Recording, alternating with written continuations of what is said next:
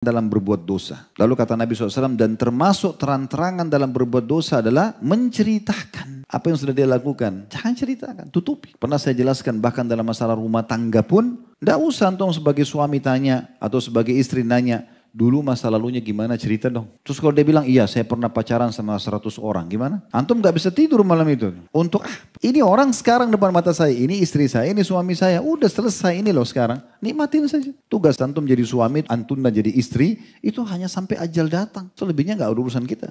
Kan begitu. Ibnu Qayyim rahimahullah berkata, dalam buku beliau yang masyhur Ad-Da' wad-Dawa di halaman 70 ya. Kurang lebih terjemahannya, jika dosa semakin bertambah, maka akan menutupi hati pemiliknya. Jadi kalau dosa itu dia buat nih, kemudian dia ridho, dia ulangi lagi, dia nikmati dosa itu. Akhirnya dia tidak sadar sebenarnya. Ingat hadis pekan lalu kita sempat bahas yang kata Nabi SAW, kalau orang berbuat dosa akan ada titik dalam hati, titik hitam. Dan kalau dia ulangi lagi akan sama. Terus sampai menutupi semua hatinya dan hatinya bisa lebih keras daripada batu nanti. Susah, peringatan sekuat apapun datang ke hadapan dia tidak ada gunanya. Mau gempa bumi, mau bencana, mau tabrakan temannya depan matanya, kepalanya pecah pun dia tidak sadar. Tapi orang subhanallah yang hatinya bersih, penuh dengan keimanan, selalu bertobat kembali kepada Allah. Sedikit saja peringatan Allah sudah langsung mereka kembali kepada Allah subhanahu wa ta'ala. Nabi Daud alaihissalam cuma Allah uji dia dengan dilempar bangkai depan matanya.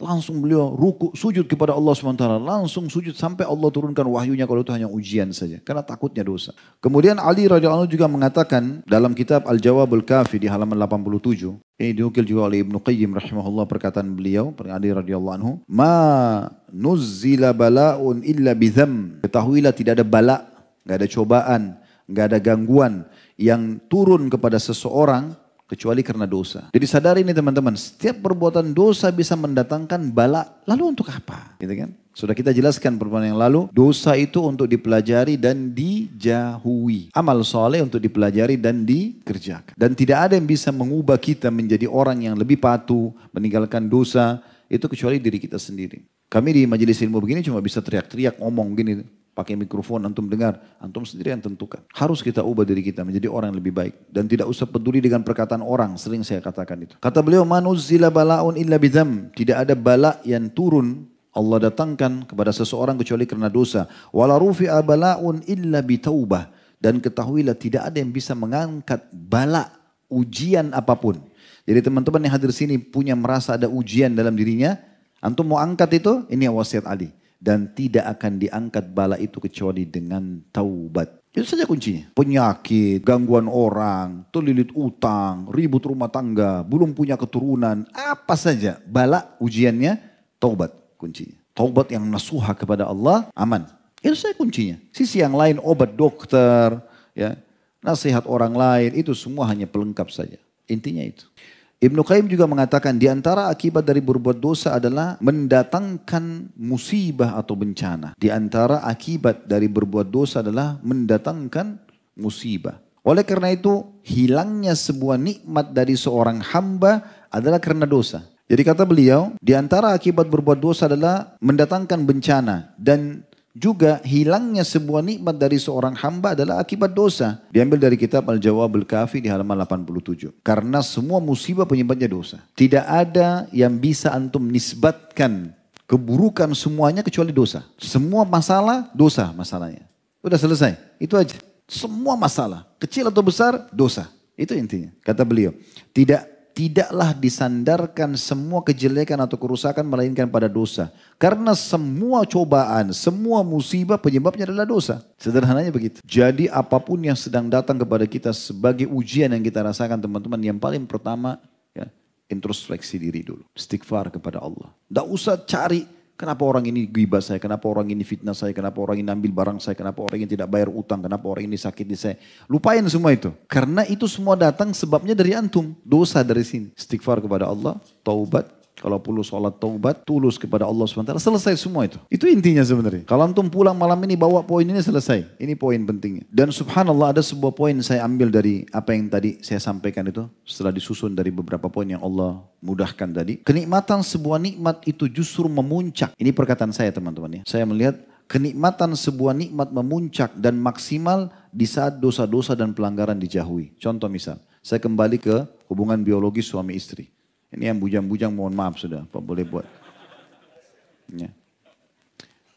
Jadi kalau orang hubungan suami istri misalnya di sini yang sudah berumah tangga, rasakan kenikmatan. Kenikmatan itu akan memuncak dan bertambah di saat antum jauhi dosa. Coba antum muhasabah, introspeksi diri, apa nih masalahnya? Ada dosa nggak yang saya lihat? Dari tontonan, dari hal yang didengar, dari jaman tangan, dari pekerjaan. Coba antum muhasabah. Kalau antum bisa perbaikin itu, kenikmatannya akan memuncak. Akan lebih naik lagi, lebih nikmat lagi. Allah datangkan di situ. Antum heran, loh kok bisa ya pasangan saya lebih puaskan saya, kok bisa? Itu Allah datangkan. Kenikmatan makanan, kenikmatan minuman, kenikmatan kedudukan, kenikmatan semuanya itu akan memuncak di saat antum jauhi dosa. Luar biasa puncaknya itu. Bahkan banyak mara bahaya, berapa banyak mara bahaya yang diselamatkan darinya seseorang justru karena dia menjauhkan diri dari dosa-dosa itu. Baik, ada hal yang saya ingin tambahkan teman-teman sekalian dalam hal ini. Ada hadis Al-Ursh atau Al-Urs ya, bin Amir Al-Kindi radhiyallahu anhum. Beliau menyampaikan dari Nabi SAW, hadis ini diriwayatkan oleh Abu Daud dan juga disahihkan oleh Syekh Al-Albani dalam Sahih Abu Daud ya. Kata Nabi SAW, jika diketahui ada suatu dosa, perbuatan dosa di satu wilayah di muka bumi ini, orang yang hadir di tempat tersebut namun dia memungkirinya. Dia nggak suka antum lewat satu tempat maksiat. Semoga Allah hilangkan kemaksiatan. Antum mungkiri misalnya dalam hati saja. Dan kita tidak punya kekuatan tangan, tidak bisa nasihatin. Dalam hati saja. Dan saya yakin teman-teman sekian Masya Allah berapa ribu orang hadir ini. Kalau kita semuanya melewatin satu tempat kemungkaran dan kita semuanya sepakat dengan doa saja, ya Allah hilangkan kemungkaran ini. Satu orang diijabah sudah selesai sebenarnya. Dan itu sudah cukup kita lepas dari hisab Allah SWT hari kiamat. Kata Nabi SAW, saya ulangi, jika diketahui ada suatu perbuatan dosa di satu tempat, orang yang hadir di tempat tersebut namun ia membenci perbuatan dosa tadi, dalam riwayat lain ia memungkiri perbuatan dosa itu, maka ia seakan-akan tidak hadir di situ. Dia selamat dari situ. Kalau Allah datangkan hukuman, ya, Allah tanya hari kiamat, dia selamat karena dia pungkiri. Antum lihat pelang iklan kemungkaran, antum lihat orang lagi ciuman di pinggir jalan, oh ya Allah hilangkan kemungkaran. Antum aman sudah selamat. Namun kata Nabi SAW, orang yang tidak hadir di tempat tersebut hanya saja meridhoi perbuatan dosa itu. Antum lagi nonton TV, ada satu kemungkaran terjadi, orang mabuk-mabuk pesta di satu negara.